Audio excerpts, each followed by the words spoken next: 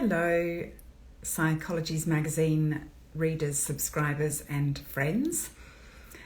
My name is Mary Fenwick. I write the Agony art column for Psychologies magazine, and I'm here each week to do an Instagram live. We're calling it Weekly Wisdom. No pressure. Hi. As you join, say hello, give me a wave, let me know where you're joining from. And in particular, let me know if you have any comments, questions or experiences, particularly questions, because part of the point of these Instagram live sessions are Tuesday at 5:30 with me, Mary Fenwick, Agony Art for Psychologies magazine. And part of the point is that I'm here to answer any questions that you might have, as opposed to you writing to me at the magazine. So each month, hi, Hayley Shireen from Johannesburg, South Africa. Oh, hi. It's always very international, this group. So hello and welcome. Let me know where you're joining from. I can see away from our new home, sweet home, and Miss Cuzzy Joe, somebody or other. Let me know where you're joining from, because then you'll be letting other people know as well. My name is Mary Fenwick. I write the monthly Agony Art column for Psychologies magazine, which means that each month I get 3 questions from readers, and then in between I'm here once a week on a Tuesday at 5:30 for what we're calling our Weekly Wisdom, but basically it's a chance for you to ask questions and share stories. But I'm usually coming along having prepared a subject to talk about. I don't know who might have joined me last week, but I had a little technical glitch. In fact, my phone stopped working. So Stride and Bloom Coaching joining from Twickenham. Hello, lovely to see you here. My phone had a total meltdown last Tuesday, and in fact, it overheated so much that it wouldn't function, so I didn't manage to save the live from last week, so that's gone. But usually you'll be able to catch up with them later. So as I say, great if you could let me know where you're joining from, in particular if you have any questions or stories to share. This week, the subject that I thought I'd talk about is, I'm hesitating to say it because it's quite a big one. I want to talk about meaning, how we find meaning in our lives. And I'm thinking about this for a number of reasons. Hi, I'm seeing Deb Mack, who I think is on my Writing Back to Happiness course. Hi, Deb. Lovely to see you. This week, I'm talking about meaning.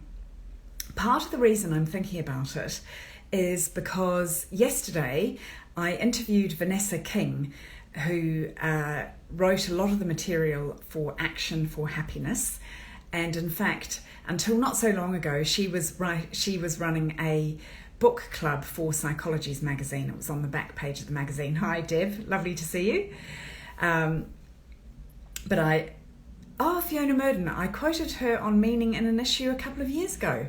Oh wow, Fiona, thank you for reminding me. What was that? I'll be really interested to know what that was about. So I love this topic. Well, Fiona, jump in at any point and let us know your thoughts. I started thinking about meaning again because of interviewing. I love the Action for Happiness calendar, says Jules. I don't have that. I'm going to have a look for that now. So interviewing Vanessa yesterday. Oh, thank you, Fiona. Yeah, do send me the article. I'm at Mary the Fenwick on Instagram. If you can send it that way, that would be really great. What am I saying? Yeah, interviewing Vanessa. So it turns out that Vanessa's been involved in Action for Happiness for, since I think she said about day 2 that it started. And I've been very much on the fringes of Action for Happiness because I've been around, but very much on the fringes compared to Vanessa, I think is what I'm saying, because I was going to some lectures at the London School for Economics, the LSE, on the subject of the Economics of Wellbeing. And Lord Layard, Professor Richard Layard, was one of the people speaking at those lectures, And he started talking about this organisation called Action for Happiness. And I started as a volunteer running a local Action for Happiness group. But, Fiona lectures at LSE. Oh, wow. Amazing. So, yeah, lots of coincidences. That's amazing, Fiona. Thank you for the nudge and the reminder on all these levels. So I was going to these lectures at the LSE on the Economics of Wellbeing because I've always been interested, I guess, in happiness and well-being, but I've also always been interested in politics, and particularly supporting more women into politics and public life. And so I knew that well-being was not going to take off as a subject unless you're not taking me off flow, Fiona. That's great. This is supposed to be a bit interactive anyway. Fiona's saying, sorry, I didn't mean to take you off flow. This is amazing. Love this stuff. So I also had the sense that meaning was not going to take off, or happiness, well-being was not going to take off as a subject unless and until it was connected with economics as well. So that is what had taken me to this particular series on the economics of well-being. Now, Vanessa was telling me the story of how she came to be involved in Action for Happiness. And Vanessa and I also connect over the subject of the 5 ways to well-being, which some of you will have heard me talk about before. The 5 ways which were written about by the New Economics Foundation as the result of a piece of research by the UK Government Office for Science in 2009. So the 5 ways to well-being, as Vanessa was pointing out to me yesterday, are kind of about actions. So they're about ways that we interact with the outer world for our own well-being, and they're the equivalent of the 5 a day of fruit and vegetables. Now, Vanessa has taken those 5 ways and, number 1, she's turned them into an acronym to make them easier to remember, and her acronym is GREAT, GREAT, to remind us of the 5 ways to well-being, which are giving, relationships, exercise, awareness, and T for trying things out. In the hi Fiona, Fiona's saying I'm so pleased I joined, and I'm delighted to see you here, and it's amazing all those connections. So in Vanessa King's acronym of GREAT on the Action for Happiness website, the T stands for trying things out, which in the original 5 ways to wellbeing was learning. Jules Pretty Pics is saying, and of course, well-being is now the hot topic as a result of COVID. Yeah, well, for me personally, it's been a hot topic for a long time, and I know it has for a lot of people, and it's part of the reason that I have a passion for writing for Psychologies magazine, because it tends to unite those of us who care about that magazine and that kind of pathway. There are many of us who care very passionately about all these intersecting topics of well-being, happiness, the meaning of life, that kind of thing. Jules Pretty Pic says, and me. Yeah, that's right. So Vanessa and I were talking yesterday about how she's adapted those 5 ways to well-being, and she felt that there was a sort of missing link about the internal process and the framing in our approach to well-being. Jules is saying, I went on an inner peace retreat with Susie a couple of years back. Oh, wow. Yeah, this is ironic. I'd never made it to any of Susie's retreats so far, but that sounds amazing. So Vanessa has, apart from the acronym of GREAT, which is taking the 5 ways to wellbeing, she's got a further acronym, which is DREAM, on the Action for Happiness website. And that stands for, Jules is saying that Susie's retreat changed her life. That's fantastic. I'm going to make sure that I specifically tell her that, and I'm sure she probably will catch up with this anyway, but that's really lovely to hear. Thank you, Jules. the DREAM acronym on the Action for Happiness website. Invented out of Vanessa King's head, as we were discussing, as I was talking to Vanessa about it yesterday, stands for, I've had to write it down, but D for direction, R for resilience, E for emotions, A for acceptance, and M for meaning. So the main topic I want to get round to talking about today is meaning, but just to cover the others, Fiona, sorry, have to leave, connect with me afterwards. Okay, cool. LinkedIn, good idea. Fiona, find me on LinkedIn, Mary Fenwick, or at Mary the Fenwick, which I'll always put that in the caption under the live. So yeah, let's find each other one of those places. So direction, resilience, emotions, acceptance, and meaning are the kind of inner work that we need to be doing for our own well-being. And yes, this has become even more of a hot topic as a result of COVID. But just as a very quick recap, for those of you who maybe don't know that much about me or just read a little bit of my bio in the in Psychologies magazine, I've been a journalist for 30 years, and in parallel I've had a kind of a corporate career as well, mostly in public affairs, but in particular in the field of, I guess, government relations, you might say, but the interaction between politics and business. And where I got really interested and where my personal and professional life intersected was 12 years ago when my husband died unexpectedly at the age of 44. We had it was a second marriage for both of us, but we had between us 4 children who were then aged 13, 12, 10 and 8. And so the project of rebuilding happiness and well-being for myself and 4 children was quite overwhelming in 2008, because not only did my husband die, but on the day of his funeral I got the news that the magazine I'd been editing had collapsed. So I went into the last global recession, so the last time that the world appeared to be collapsing, with no job, 4 children to support, and in the madness of bereavement. And in case anybody is thinking that I'd been left in the position of being a wealthy widow, that is not the case. It was still my job to provide for the children.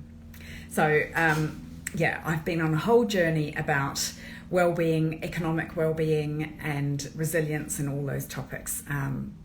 This is deeply personal as well as professional for me. Talking about the way in which Vanessa King at Action for Happiness has created easier ways for us to remember what really matters, what really makes a difference to our well-being and happiness. And she talks about it as the inner work and the outer work. And the inner work is to do with direction, resilience, emotions, acceptance, and meaning. DREAM. Direction, resilience, emotions, acceptance, and meaning. Direction is about that kind of day-to-day goal setting, having that sense of something to wake up and get out of bed for. Resilience, whole huge topic that I cover quite a bit, but in a way that's what everything is related to. And resilience is about how we hold on to or re-establish our happiness, well-being, equilibrium when the inevitable happens, when the bad stuff does strike us, and it does. Emotions is about looking for anything positive, and again, this is another of my specialist subjects. I'm looking slightly off to the right where I've got a little poster of the top 10 positive emotions. The emotional kind of wisdom or challenge is to proactively seek moments of positive emotions. Jules is saying straight into survival mode for you after your husband died. I think those of us who've been on a wellbeing journey perhaps are a bit more prepared for these unprecedented times. I guess in some ways I've had that feeling of being prepared. However, I guess I'm also aware that for some of us, and on some days for me and for my children, those of us who've experienced trauma can get re-triggered into trauma again when we're in this environment. So it can work both ways, but these tools about resilience and positive emotion and acceptance are the ones that have worked for me genuinely, and that's why I care about sharing them so much. But yeah, thank you, Jules, you're completely right. It was at least initially about survival. So on the emotional level, yeah, Jules is saying, okay, got that. On the emotional level, it is seeking out the positive wherever possible, feeling gratitude when we can, feeling joy, love, encouraging ourselves to feel hope and interest and engagement, any moments of serenity. The emotional wisdom is also about, and this feeds into the next element of acceptance. Emotional wisdom is about accepting when we feel sad, angry, downcast, overwhelmed, and having compassion for ourselves in those moments. I can see a whole load of new people joining. I'm just going to briefly reintroduce myself. I'm Mary Fenwick. I write the Agony Aunt column for Psychologies magazine every month, and every week I'm here at 5:30 on a Tuesday with a weekly wisdom session. And I'm here to answer your questions, to, I hope, ask you to share stories, just to connect with people who are also passionate like me about Psychologies magazine. And this week I'm talking about meaning, but I'm talking about it and I'm talking about it in the context of the work that Vanessa King did at Action for Happiness, and it's still there on the Action for Happiness website. So Vanessa's great piece of work, in my opinion, is creating an acronym to remember these ways in which we can work on our own well-being and happiness. And I'm talking about the acronym of DREAM, and the M in DREAM stands for meaning. Meaning is our sense of being connected to something that is bigger than ourselves. And that could be on a spiritual level. People who have some form of spiritual faith are, on average and statistically, slightly happier and have, I think, a bit more resilience. Somebody can correct me if I'm wrong, but generally they have higher reported well-being, people who have some form of spiritual faith.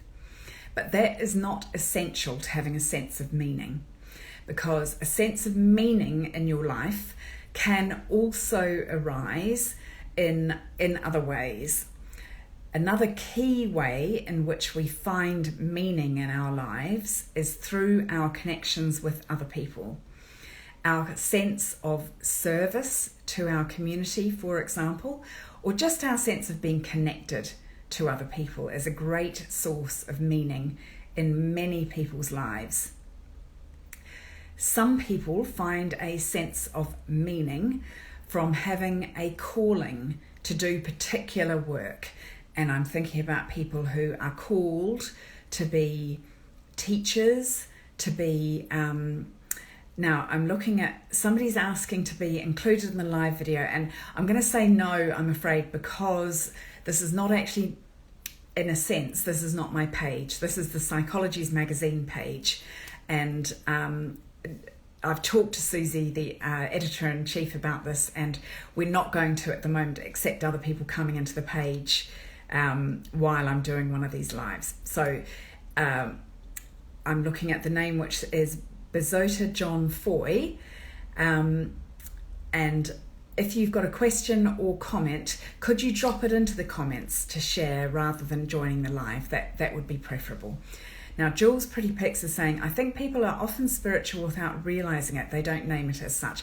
I would agree with that.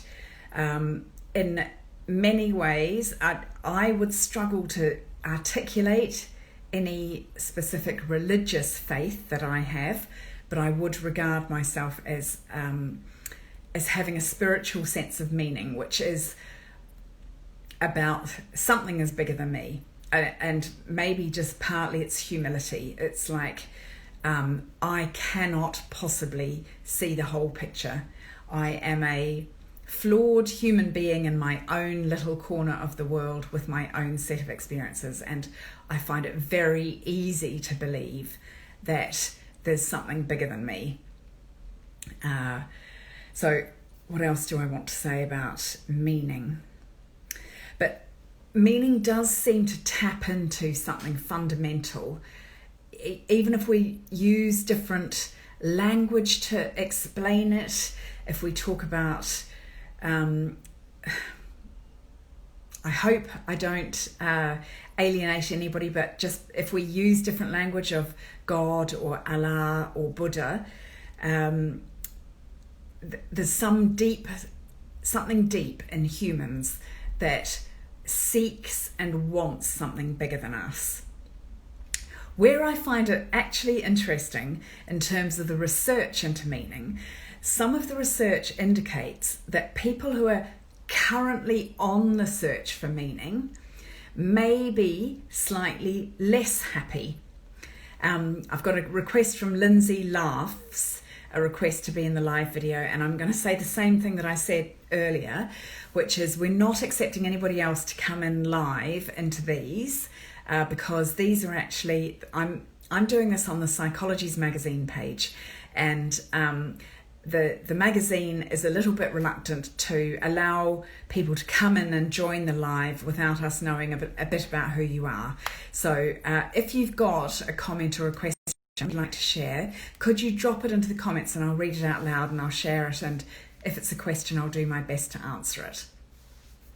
Today I've come along to this weekly wisdom with the intention of talking about meaning. And in the last, it's within the last year that I finally got around to reading that book by Viktor Frankl, Man's Search for Meaning.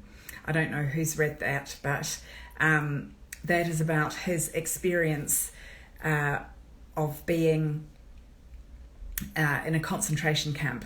Viktor Frankl was already a psychoanalyst, I think, or engaged in some form of psychotherapeutic study.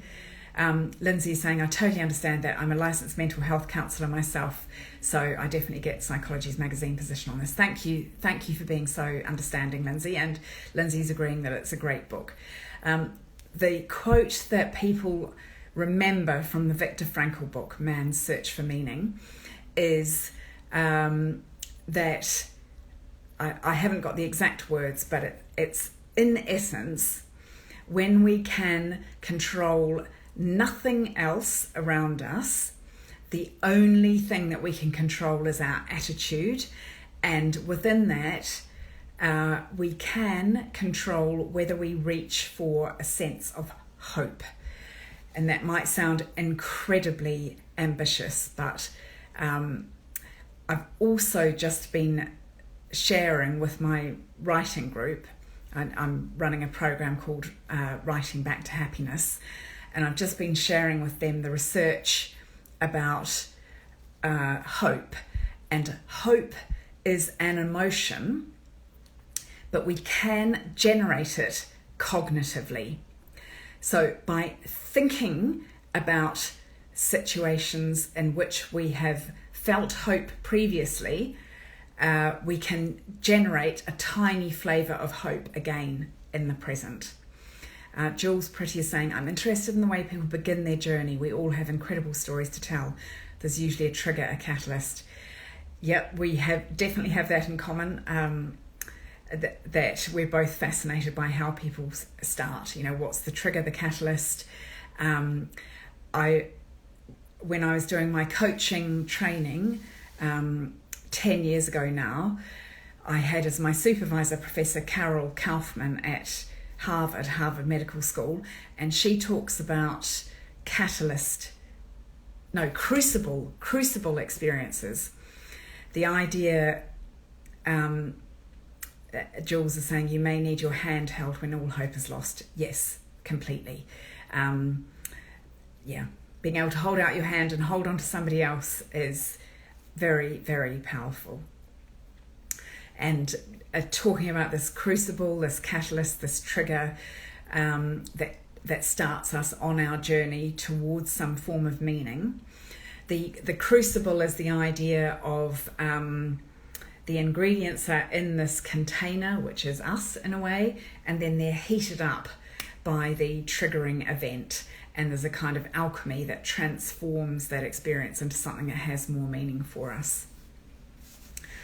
What else did I want to say? Many different ways of finding meaning in our lives. Sometimes it can come through experiences, even difficult ones, and there has been an element of that for me. For others, it's through deep reflection, through the sense of love or being loved, or just from the way that you choose to approach the world around us, I guess. I would say that connection with nature is quite a powerful way to find meaning. Yeah, connection and appreciation. I've just been out for lunch with two friends, and we were watching a little green caterpillar come down on a tiny invisible thread in the doorway behind us.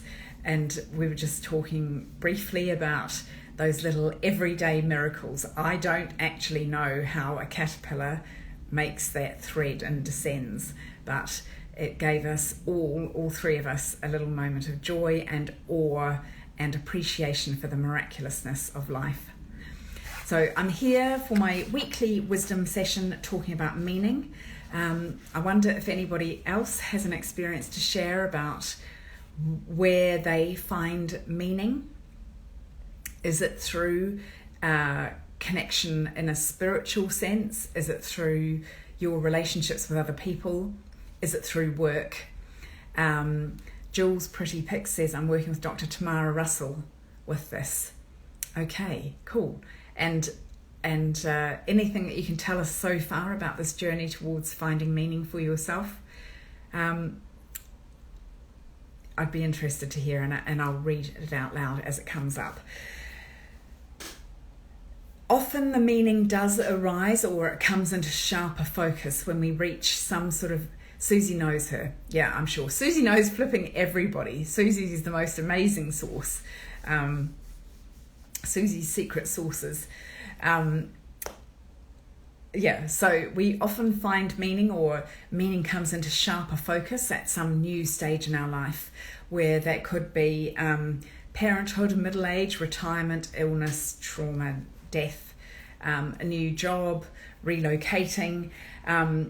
Some form of disruption can focus on what gives us meaning. In general, the research would say that people who have, for example, a calling, a sense that their work is very aligned with meaning in their lives, for those people, they are less likely to suffer from stress and depression, or to have a conflict between the work and the non-work part of their lives. And I'm just reflecting on that as I say it, because in my experience of working with people who have been, say, medically on the front line with COVID, this sense of meaning and purpose can almost, it can be a double-edged sword. It can cut both ways, in the sense that it, in usual times, means that we suffer less from stress, let's say, less conflict, if our meaning is aligned with our work. But in these stressful times, I think I've had a sense that occasionally having that sense of meaning and purpose and calling and almost a religious and spiritual quality to your work means that if you do feel hopeless or burnt out, you feel even worse about it. You've got like a double whammy of being critical of yourself for falling short of those high standards if your work and meaning are very intertwined. So yeah, another element of compassion and self-awareness will definitely help us in help us to kind of pursue the meaning, but also to be kind to ourselves if our actions day to day or every day might occasionally fall short of that higher calling, that higher meaning. So I think I've just about reached. Yeah, I think the research does say that people who are currently on a quest for meaning can experience some heightened dissatisfaction and frustration. But on the whole, it is worth it to be able to articulate what gives our lives meaning. Jules Pretty Pick says, have to keep work and life separate for me anyway. Yeah, it's a work and life separate. It really does depend. And in principle, I agree with that, I think. I'm feeling slightly uncertain as I say it. It's just I have an awareness for myself because my work has a lot of meaning. I would tend to integrate the two a bit, but I know that, yeah, I'm a freelancer. So I do have to pay attention to making sure that I get a complete break from work from time to time. And that is, while I'm on the subject, why I won't be here next week. There'll be no Instagram Live next week.